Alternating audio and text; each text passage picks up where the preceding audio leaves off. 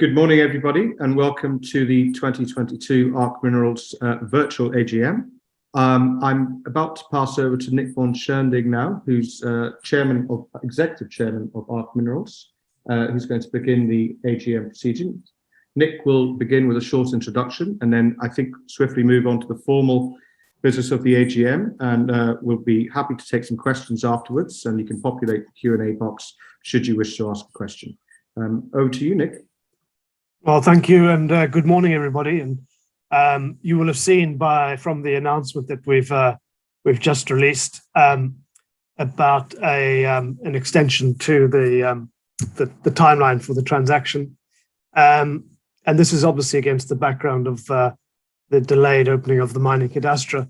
So, really, just to recap, I'm very pleased to report that our due diligence process for the joint venture with Anglo has to date progressed very well.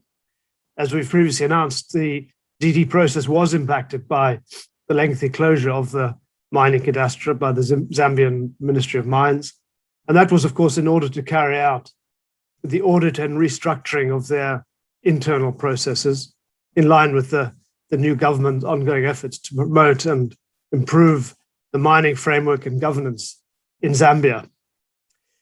The mining cadastre office, as many of you know, reopened on the 19th of October, and they published a schedule whereby they will start receiving new applications for licenses from the 21st of November. As this new timeline impacts on the remaining DD deliverables for the Anglo JV, we have now extended this exclusivity period with Anglo by a further 3 months. Notwithstanding this revised exclusivity deadline, we and Anglo continue to work towards finalizing and signing the proposed joint venture documents as soon as possible, and in any event, before the expiry of the exclusivity period, which ends formally on the 8th of February 2023. I'll come back to that later on in the Q&A. On Botswana, I'd also like to update you here on the Virgo project in Botswana, where we have recently completed our maiden scout drilling program. The licenses cover an area of over 210 square kilometers and lie adjacent to the highly prospective central structural corridor and within 10 and 50 kilometers respectively of the Zone 5 and Banana Zone copper projects, which are known as the two largest copper projects on the Kalahari Copper Belt. The initial program commenced with shallow percussion holes that were followed up by reverse circulation and diamond core drill holes, targeting the interpreted Ngwaka Pan formation contact in these licenses. At both licenses, the desired contact geology was confirmed by the shallow percussion drilling and visible copper mineralization observed in the samples that were obtained from the RC and diamond drill holes that were drilled. These mineralized samples, I should say, are currently being dispatched and for assaying, and we'll be reporting on the results once received. So that's all very encouraging, early good news. So, and we've got, by the way, I should have said at the outset, our Chief Operating Officer, Vasily, who is traveling at the moment, and I'll get him to comment on this later on. And of course, our CFO, Remy Welshing, who all of you know, and he too will comment later on. So really turning now to the formal business of the meeting, may I now welcome you to the virtual annual general meeting of your company. It is currently 11:07. I am Nick von Schoending, the Executive Chairman of the company, and I'll act as Chairman for the purposes of the meeting. The quorum necessary to constitute this AGM is 2 members present in person or by proxy, and as the requisite quorum is present, I declare this AGM open. All right, we can now proceed to voting on the resolutions as set out in the notice convening this meeting. I'd like to draw your attention to the following proxies received by the company.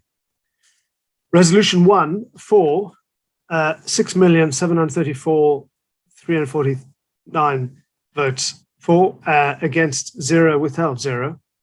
Resolution 2, 6,733,840 for, against 0, withheld 500. I'll now proceed to read through each resolution separately, as well as the votes received, which I've just reported on.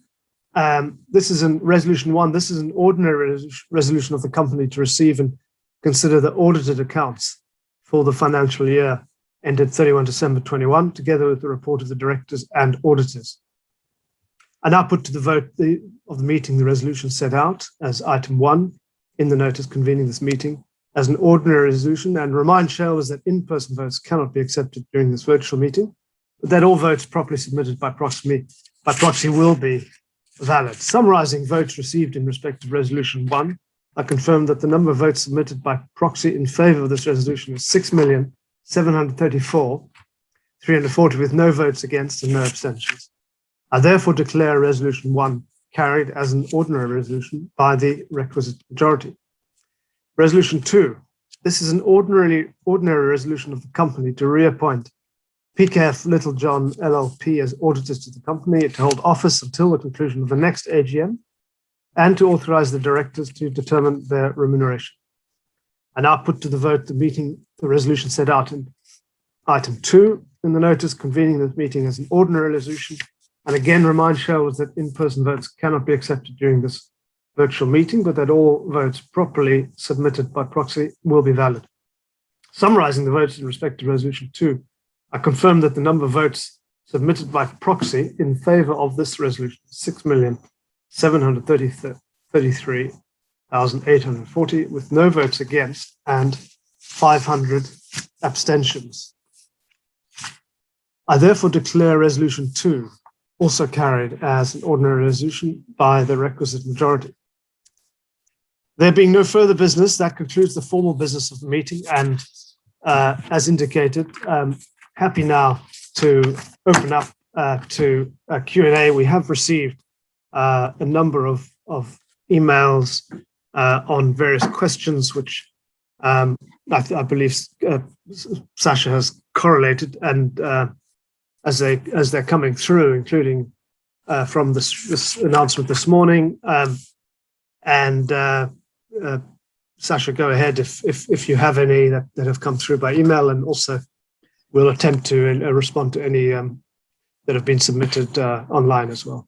Of course, Nick. I've had a number of questions submitted by email and via the Q&A box as well.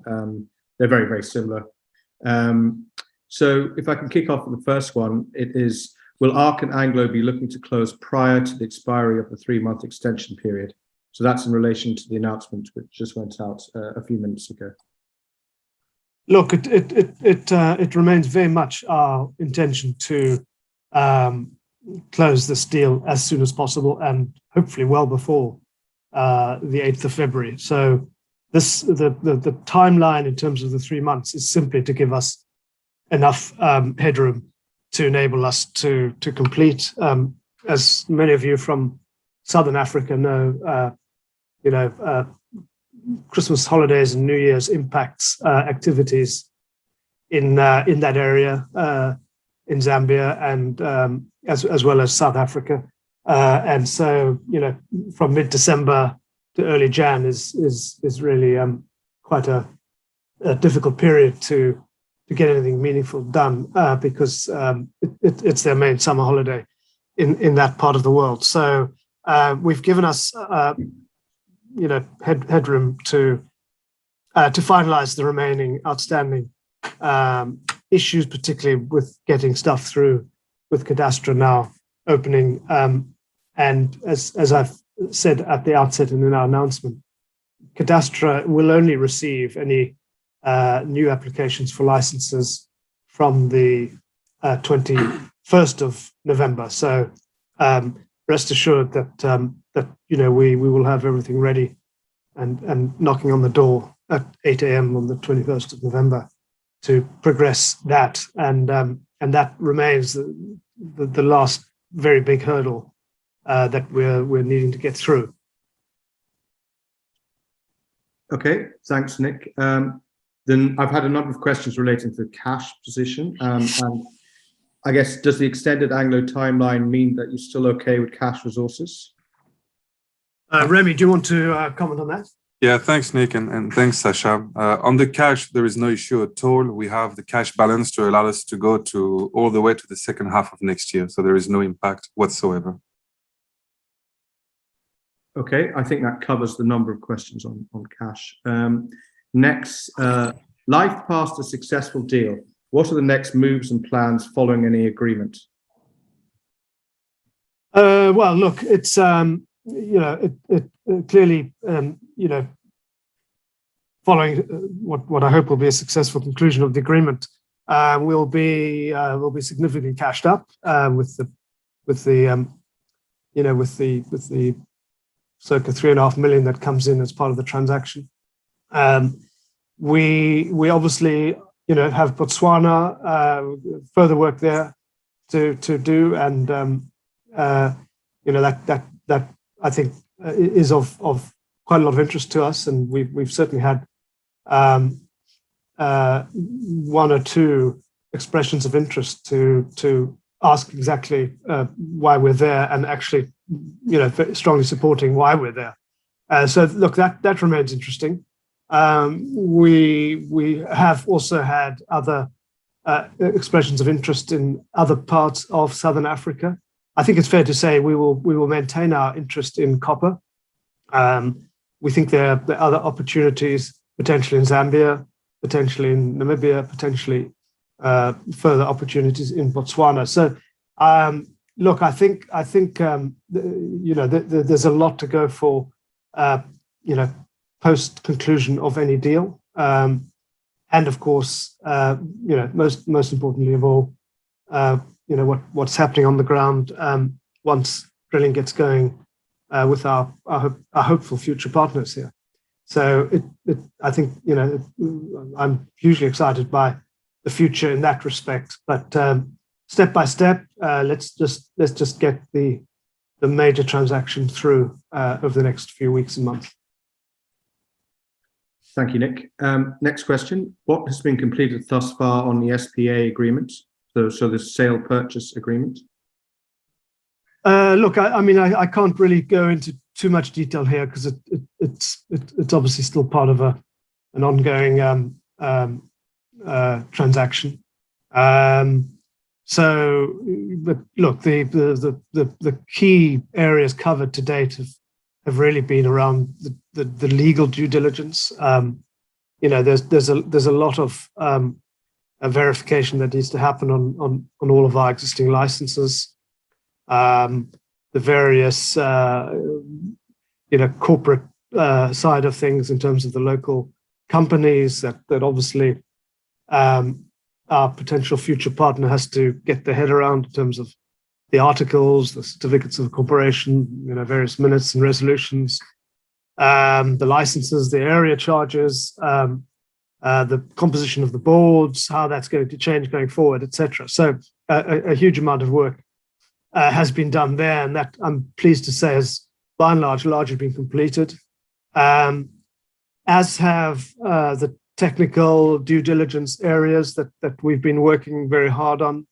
And again, our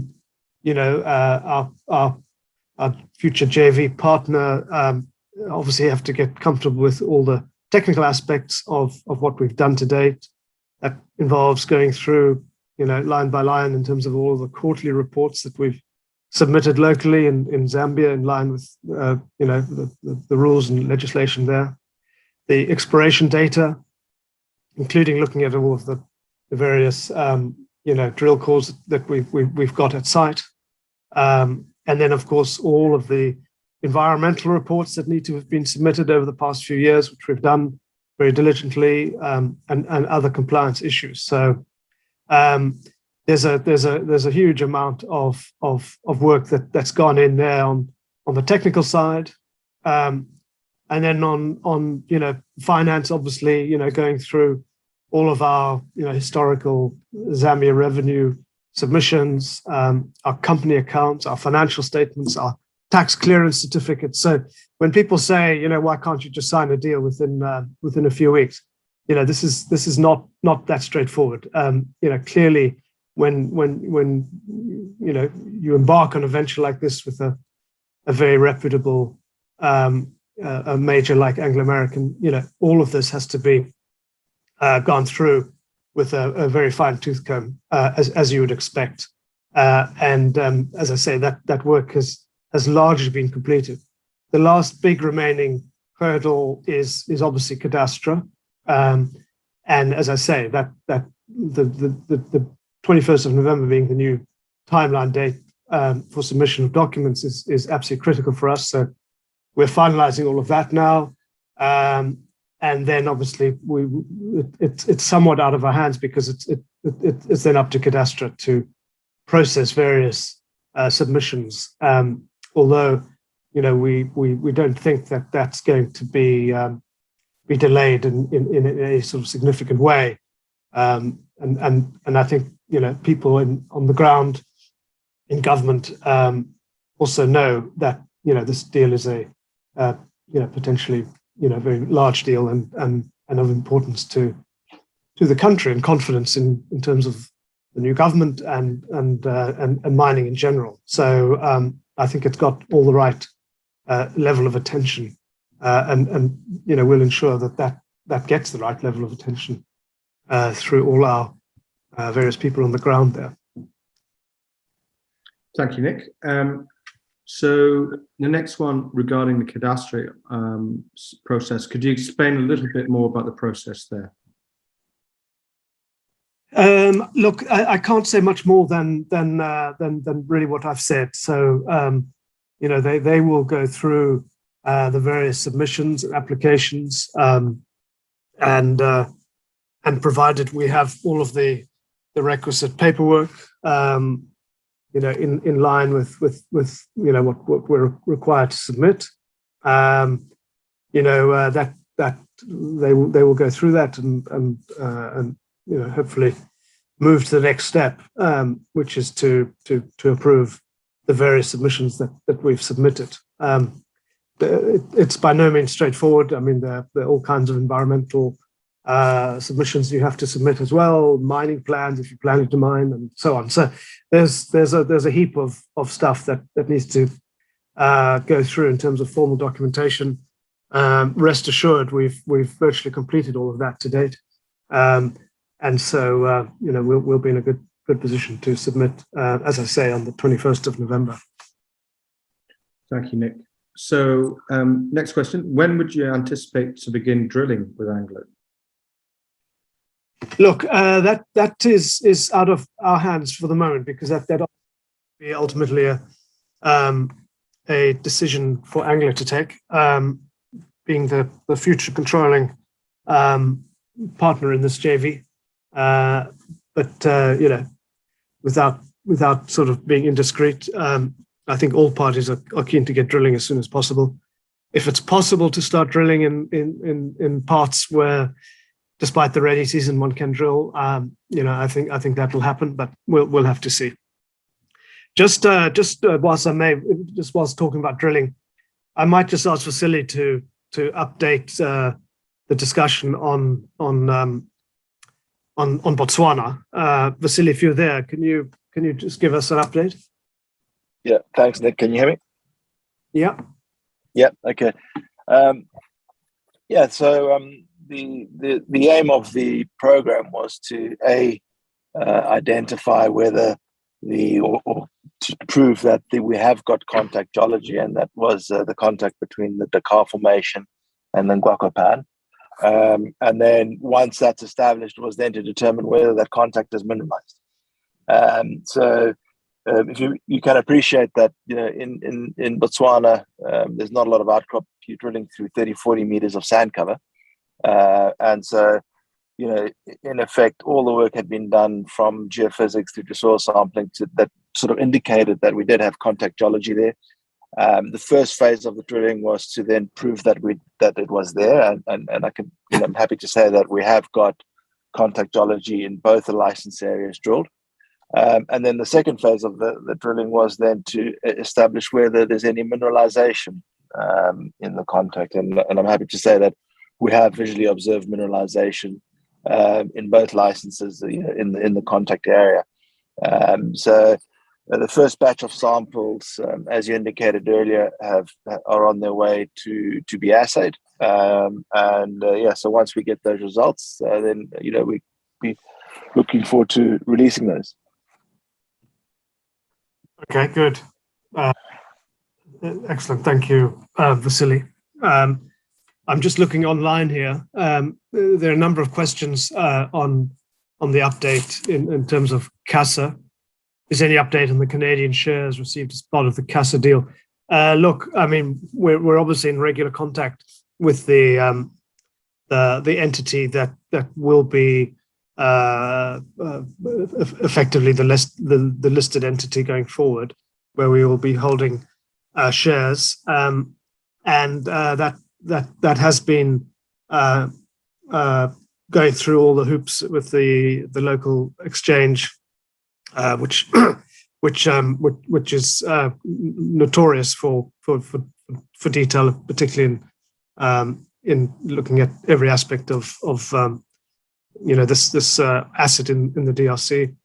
I'm pleased to say that I think the second submission is now doing the rounds, and it's down to the last sort of bit of more admin related issues that they're finalizing, and we're hoping for an update and effectively an announcement on the entity itself and when trading will begin, which I hope will be in the next few weeks. So that is good, and I think we'll have to assess how that goes.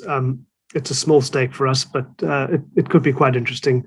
They do have quite big plans for CASA. There's another question on Tingo, which is have we had any expressions of interest in Tingo? The short answer is yes, we have, but again, it's early days, and we I really can't say anything more than that. As some of you know, they're in the process of going through a merger transaction in the US, and the aim, I think, is to be listed on the NYC as opposed to sort of OTC at the moment. So that could be quite interesting. It's a dark horse, but it's a non-core asset for us, and we'll look to exit that at a fortuitous time. Sasha, I don't know if there are any more. Yep, I have a couple more. Next one. Are you still working closely with Rothschilds on the Anglo deal? Yes, we are. They're our advisors. Okay, and are you still upbeat about how the process with Anglo and the DD has gone thus far? Yes, I am. I mean, I think the